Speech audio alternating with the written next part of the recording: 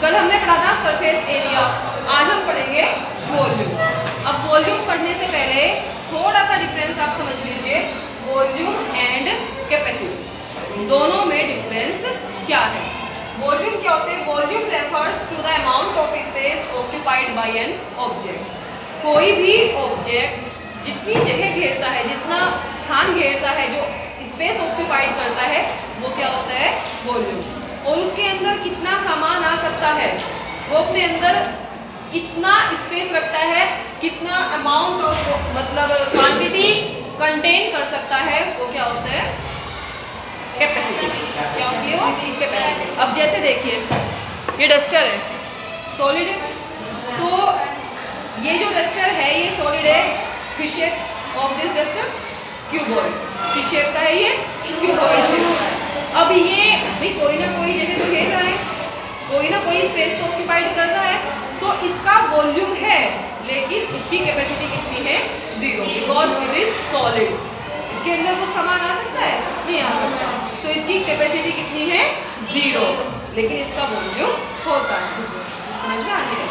अब कोई वाटर बोतल है, खाली वाटर बोतल है, तो उसका वॉल्यूम हम निकालेंगे और उसकी कैपेसिटी भी हम निकालेंगे। लेकिन अगर कोई भरी हुई वाटर बोतल है तो उसका वॉल्यूम क्या होगा? जितना वो स्पेस ऑक्यूपाइड करता है, और कैपेसिटी क्या होती है? जितना उसके अंदर सामान आ सकता है। अगर कोई वाटर बोतल है फुल ऑफ वाटर, पूरी ऊपर तक भरी हुई है, अगर हम और वाटर डालेंगे तो ओवरफ्लो हो जाएगा, तो उसकी कैपेसिटी कितनी है? जब वो पूरी ऊपर तक भरी हुई है, अब उसके अंदर कितना पानी आ सकता है? 0। समझ में आती बात? तो सॉलिड कोई भी चीज़ होती है, उसकी कैपेसिटी कितनी होती है? 0 होती है। होलो की कैपेसिटी होती है, अगर कोई खाली है या खोखला कोई चीज़ है तो उसकी कैपेसिटी होती है, लेकिन सॉलिड की कैपेसिटी कैसी होती है? 0 होती है। समझ में आती बात? फॉर्मूला निकालने का दोनों का सेम होता है, चाहे हम वॉल्यूम निकालें चाहे हम कैपेसिटी निकालें, दोनों का फॉर्मूला क्या होता है? सेम होता है। समझ में आई बात?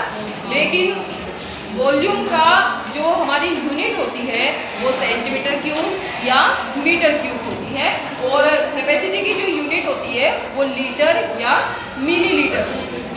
जैसे आप लोग देखते होंगे कि मेडिसिन आती है मेडिकल स्टोर से, छोटे बच्चों की आती है, तो ड्रॉपर जो होता है उस पर भी लिखा रहता है ml में, तो इसके अंदर भाई इतना आ सकता है कि 5 ml देनी है या 3 ml दवाई देनी है, तो वो क्या है? कैपेसिटी। समझ में आ गई बात? उसके अंदर जैसे 10 ml तक मैक्सिमम उसमें आ सकता है, तो क्या है भैया? उसकी कैपेसिटी है। समझ में आ गई? अब एक दूसरी बात होती है थिकनेस की। क्या बात होती है? थिकनेस की। थिकनेस में भी वॉल्यूम और कैपेसिटी अलग अलग हो जाती है। जैसे कोई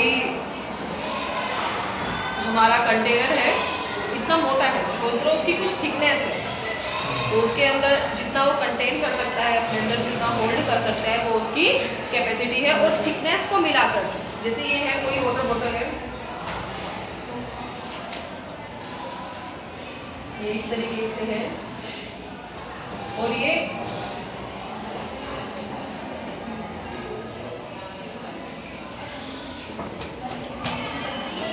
इतनी मोटी है, ये इसकी थिकनेस है, ठीक है। तो जब हम वॉल्यूम निकालेंगे तो थिकनेस भी इंक्लूड होगी, रेडियस यहाँ से यहाँ तक मीटर, ओके।